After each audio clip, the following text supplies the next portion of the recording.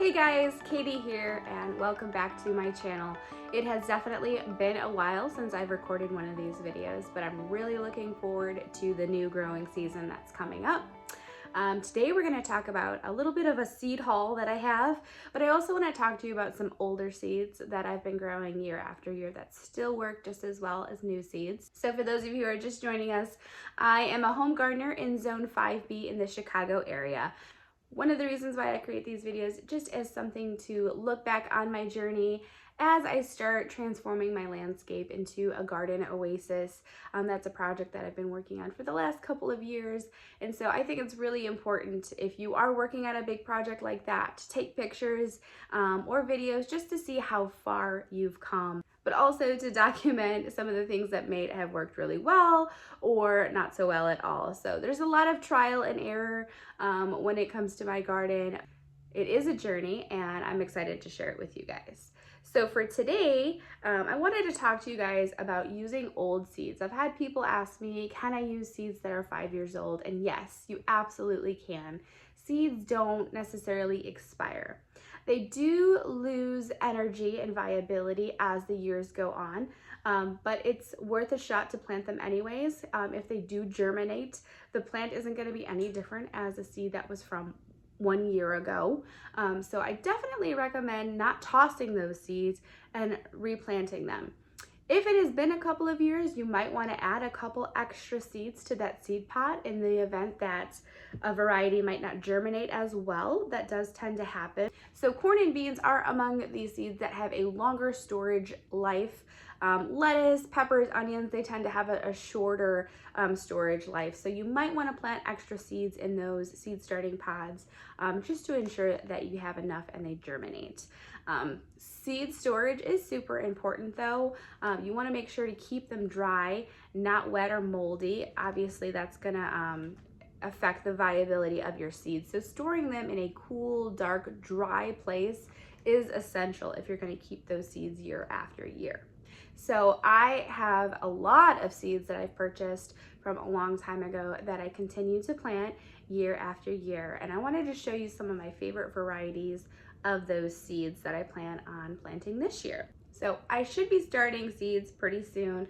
We are just at that 12-week mark from the last frost date here in 5B in the Chicago area. So I should be starting some of my peppers and my tomatoes and my onions pretty soon. I also want to try winter sowing for the first time this year. So I have a couple of lettuce varieties and some carrots, and I want to try to winter sow them to see how it is different from just seed starting indoors. So I'm excited to do a little bit experiment with that. So onions, you want to seed start about 8 to 12 weeks ahead of your last frost date. So I have these Zebroon shallots from Baker Creek Heirloom Seeds. I love Baker Creek and I did a huge seed haul about a couple years ago. So a lot of my seeds are from Baker Creek. I've never had any issues. They've always done well and germinated. And these are from, I think, 3 or 4 years ago. So these are the shallots. And then I have this Australian brown onion as well. So we're going to be growing some onions in the garden. So those are 10 to 12 weeks before the last frost date. I try to find ways to bundle up my seed starting so I don't have to be seed sowing every single week. If you're sowing onions, don't forget to sow your peppers and tomatoes. So I have a couple of varieties that I have loved from year after year. This is the poblano pepper. And this you can start 8 to 12 weeks. So I think we're going to be starting a lot of these about 10 weeks within the next 2 weeks as a good rule of thumb. So that's the poblano. That is the poblano pepper. Another variety that we absolutely love is the mini bell pepper mix. And this is a trio of mini red, yellow, and chocolate bell peppers. And they are super delicious. I choose to plant the mini bell peppers just because we get a lot more out of these than a regular green or red bell pepper plant. Typically with a bell pepper plant, you get a couple. It's a lot of work for a little fruit, but these ones we tend to eat better anyways because we like to snack and munch on them. So these work better for our family. And this is also 8 to 12 weeks. Then of course you have your Craig's Grande Jalapeno. Love this variety. I have grown this year after year. Perfect in salsas. You plant it 8 to 12 weeks before the last frost. Super yummy. And then this is actually one of my favorite varieties, just because I think it is so beautiful when it is growing and it's super delicious fruit. It is the lilac bell pepper. It's like a mid-sized fruit. It has this beautiful lilac color against the green foliage. So you might want to plant this close to your patio just because it's beautiful to watch, even just as an ornamental plant, but it is gorgeous and it's crisp, juicy, and sweet, and it ripens to red. Love this one. And I have a little picture probably right here I'm gonna put for you guys of my peppers from last year. So we're also gonna be planting tomatoes. Tomatoes, you typically plant 6 to 10 weeks before the last frost. So that's why we're gonna be doing all of our planting at 10 weeks so we can get both the onions, the peppers, and the tomatoes. One of my favorite varieties is the Heirloom Bonnie Best. Love this medium-sized fruit. We don't eat a lot of tomatoes in our house. I like to put them on sandwiches or toss them in a salad, but these are so delicious, and they're also good for canning if you want to can your tomatoes. The next one is Cherry Chadwick. Just because you need to grow a cherry tomato plant. But these are really good to toss on salads. These are also disease-resistant plants as well. And then this variety, I don't even think they have on their website anymore, but I just love it because it is so cute. It's so small and compact. It looks great as an ornamental, and it is the mini bell tomato. So these have bite-sized fruits on them, very flavorful, but honestly, I think this year I'm just gonna grow it as an ornamental plant and put it in a pot on my deck because it is so cute. So those are some of the seeds that I'm gonna be starting within the next week or so indoors.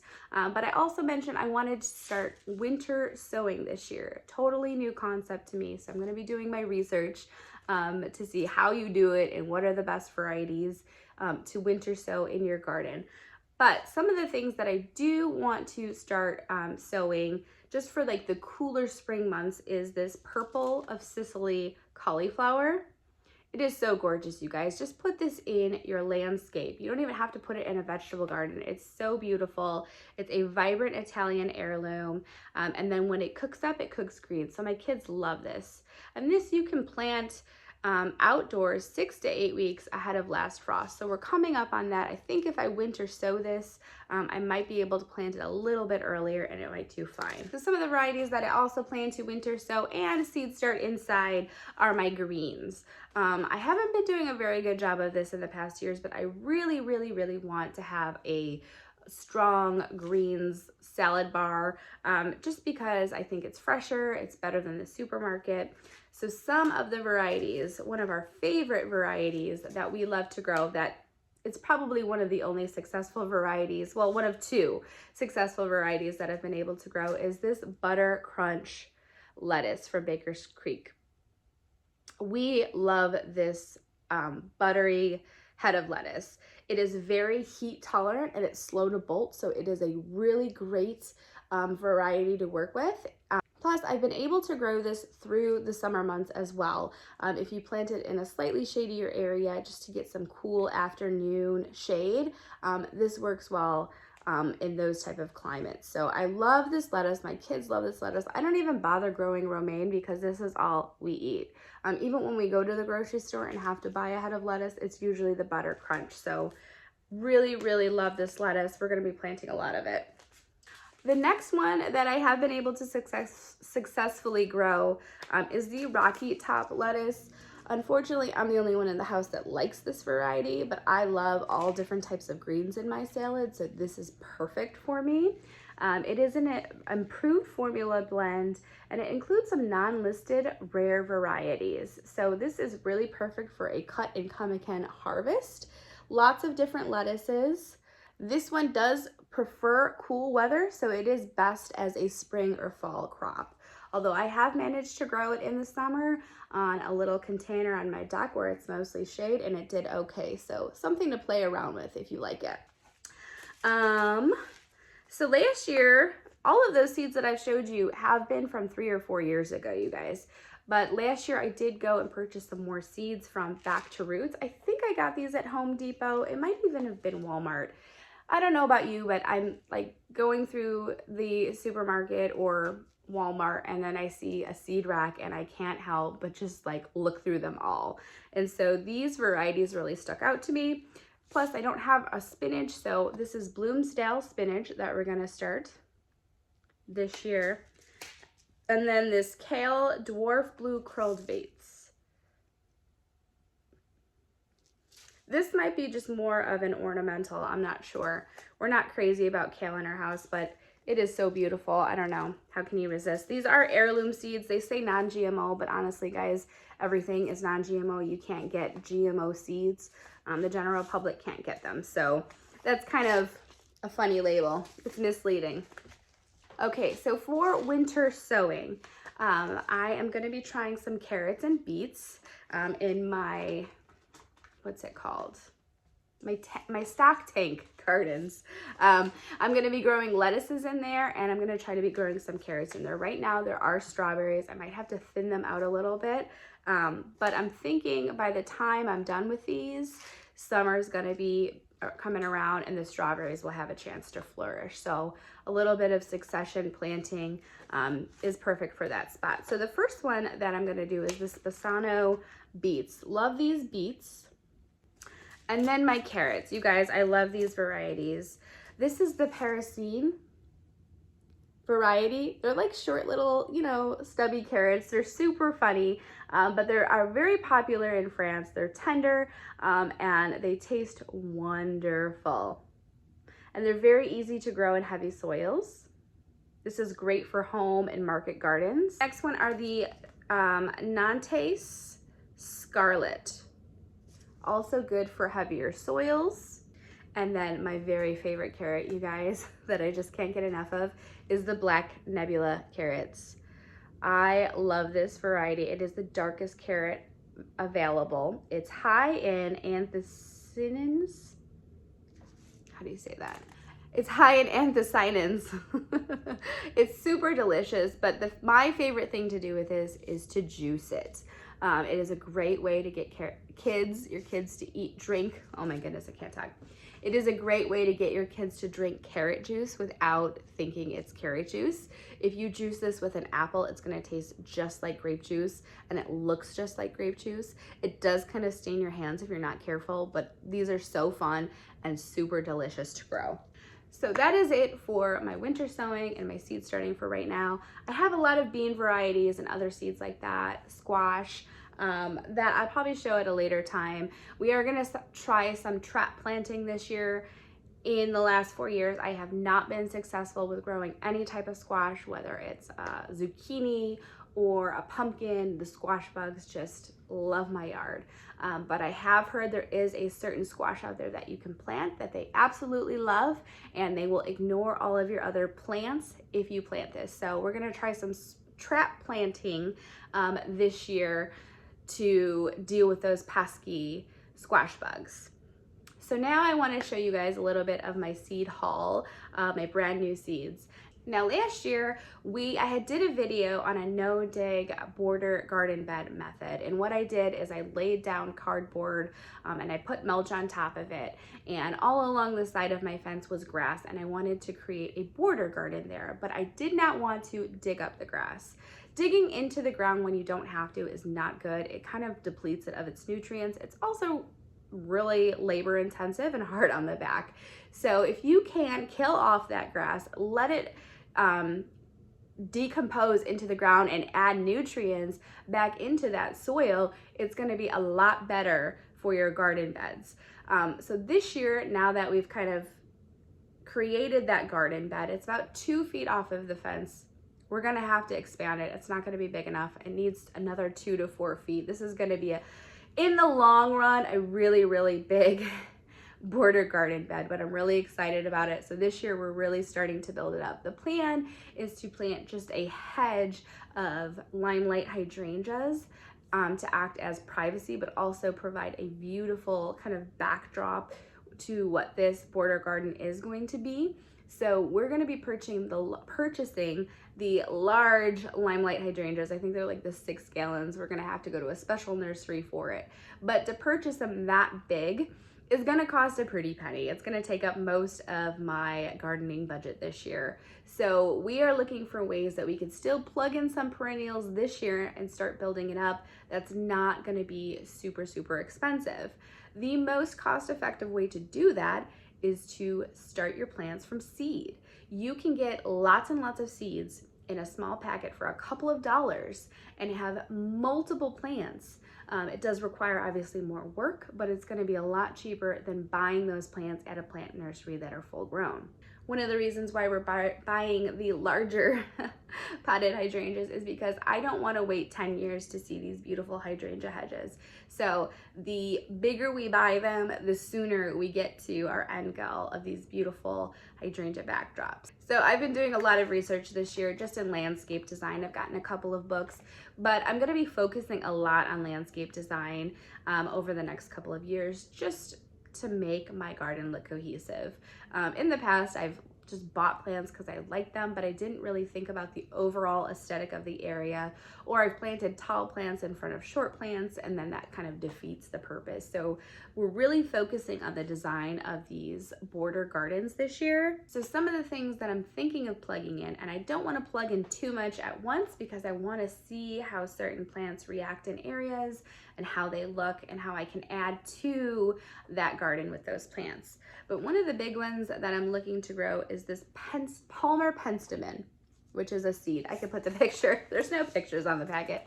I'll put the picture right up here. But Palmer penstemon, this is a perennial, and it does get up to about 48 inches, which is 4 feet. This is a tall wildflower type plant with green stalks and vertically stacked pink blooms. Kind of like a salvia, a little bit, but I think it's going to be a lot taller than a salvia. Maybe. But I don't have any penstemon in my garden, so I'm excited to see how these do with that. So that's going to go great with the limelight hydrangeas that we're planting. Another perennial that I want to plug in that border garden is lavender. So we got lots of lavender seeds. This is the Munstead variety. I've planted Munstead before in my garden, and I might be transplanting a couple of those plants into that area, but we're gonna be planting lots of lavender. I love lavender.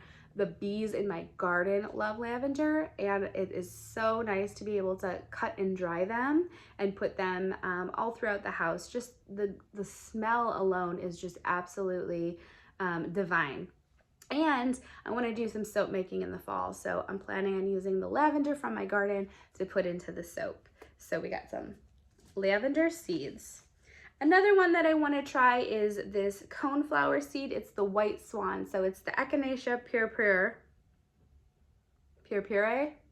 Echinacea purpurea alba. So it is just like those purple cone flowers, but these ones are the white ones. So they look a lot like daisies, except their petals kind of go down a little bit. So I'm really interested to see how these pair with the lavender and the penstemon in that border garden. I also got foxglove Excelsior mix. I love foxglove. I think they're so beautiful, and they're perfect for kind of like a country cottagey type of a garden, and that's kind of the feel that I'm going for with that border garden. I do have to be careful though, because these are poisonous, and I have 2 dogs, so I have to kind of really consider where I want to put them. My dogs don't typically eat my flowers anyways. I've never seen them eat a flower. I have seen them eat grass, but that's about it. So gotta be careful with those. Oh, and foxglove is a biannual, so it will probably just be green the first year, and then it will start to flower the second, and hopefully it can reseed itself, and it can come back year after year.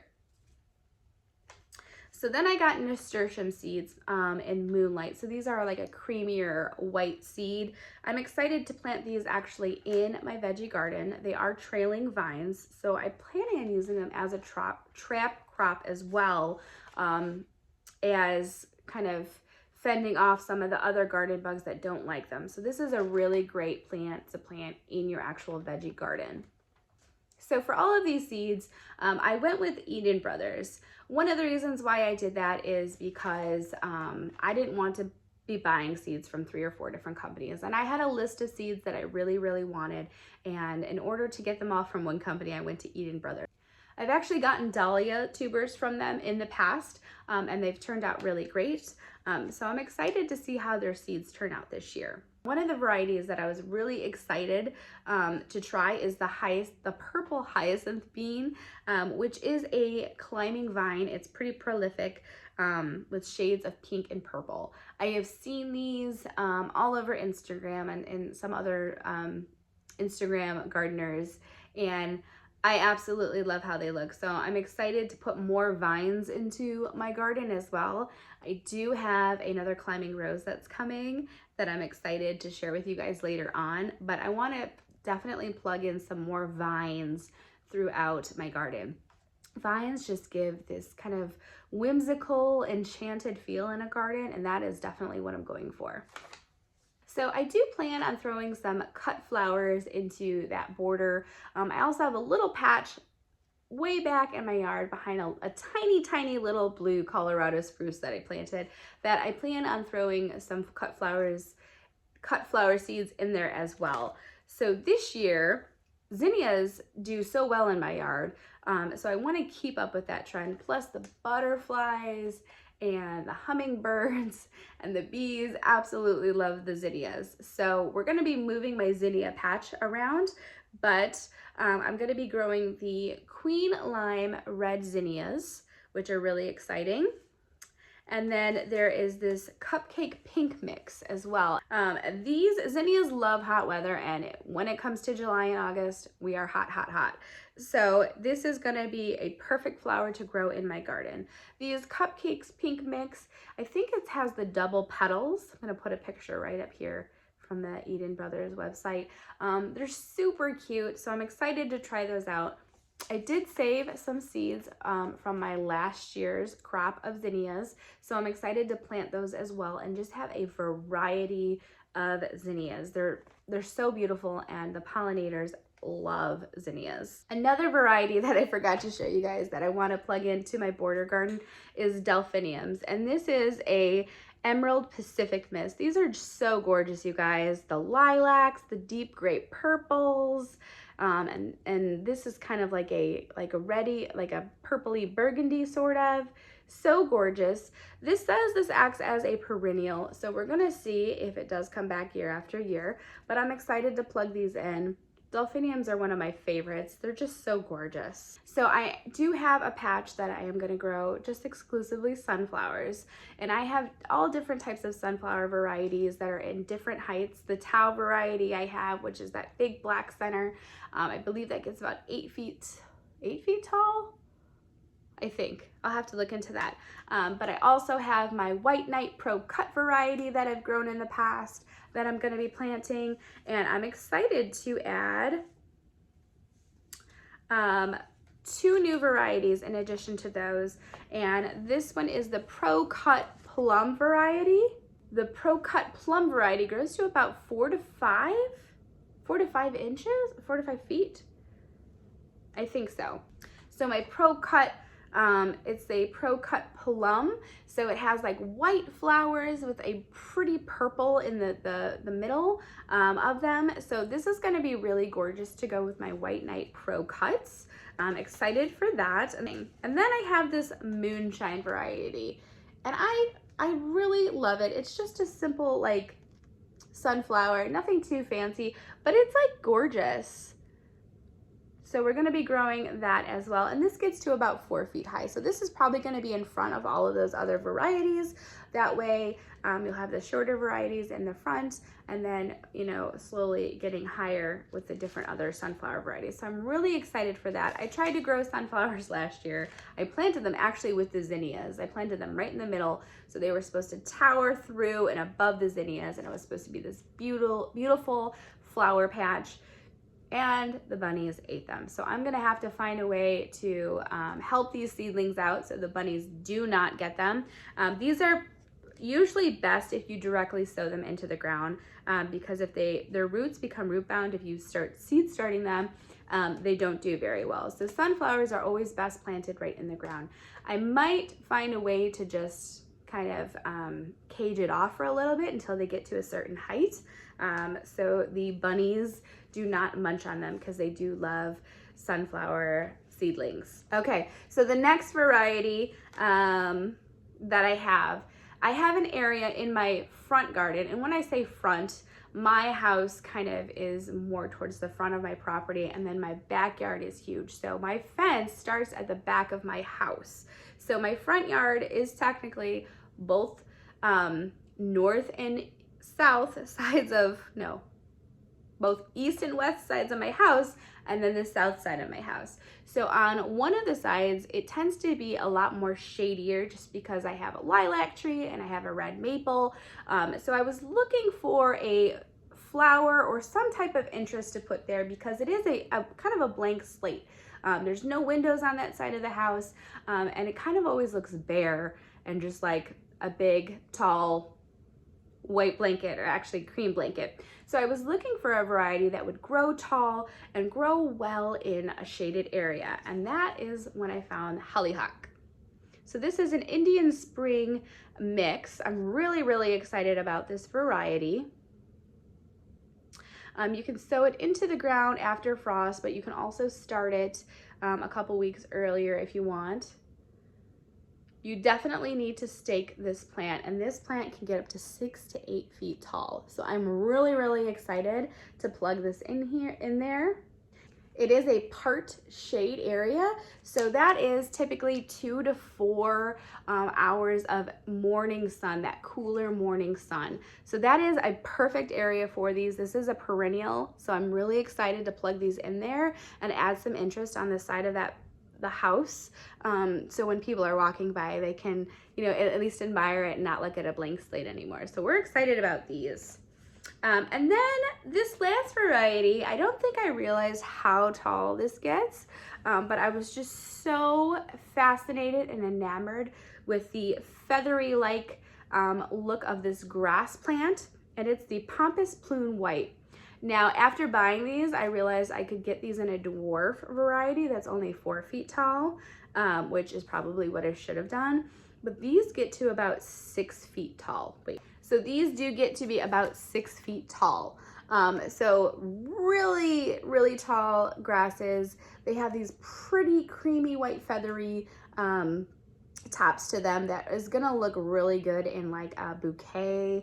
I just didn't realize how tall they were. So it says it's a perennial, but not in my area. I think you have to be in zones like 7 or above, because there's risk of frost. So these will be an annual in my area, but I'm excited to start them. I don't know why I'm like showing you. There's no picture on there. So those are just some of the varieties of seeds that I'm going to be growing this year. More importantly, just seed starting within the next couple of weeks. I am going to be trying seed blocking this year. I got this little contraption on Amazon, so I'm learning how to do some seed blocking, or soil blocking. Seed or soil?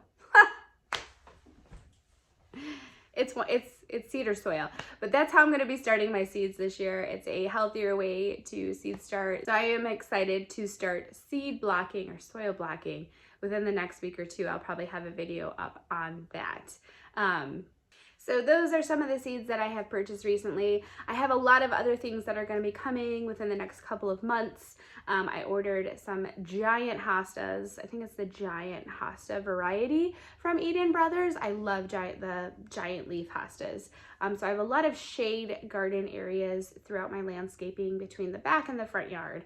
And I'm excited to plug those in. I also ordered some really beautiful peonies that I'm excited about, and some roses, David Austin roses. So I'm excited to get those in when the weather starts to get a little bit nicer. My plan for this year is to really build up those border gardens, just kind of in the beginning stages of it. It's gonna take a while. It's gonna take a couple of years to really build up, and it's gonna be a consistent or a constant. It's really gonna take a couple of years to build it up, just because we're gonna be playing around with different color schemes, different plant varieties. So it's always a work in progress. But I'm excited to get that started. I'm excited to rearrange and expand my veggie garden.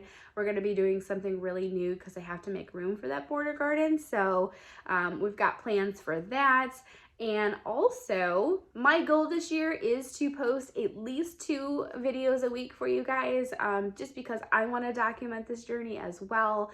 I know last year we kind of fell off in the middle. We got super busy with family and the kids in the sports, but I'm really, really excited to get this season started. So I hope you guys follow along, and we'll see you next time. So let me know what you guys think in the comments below. If you like this video, make sure to give it a thumbs up and consider subscribing to my channel.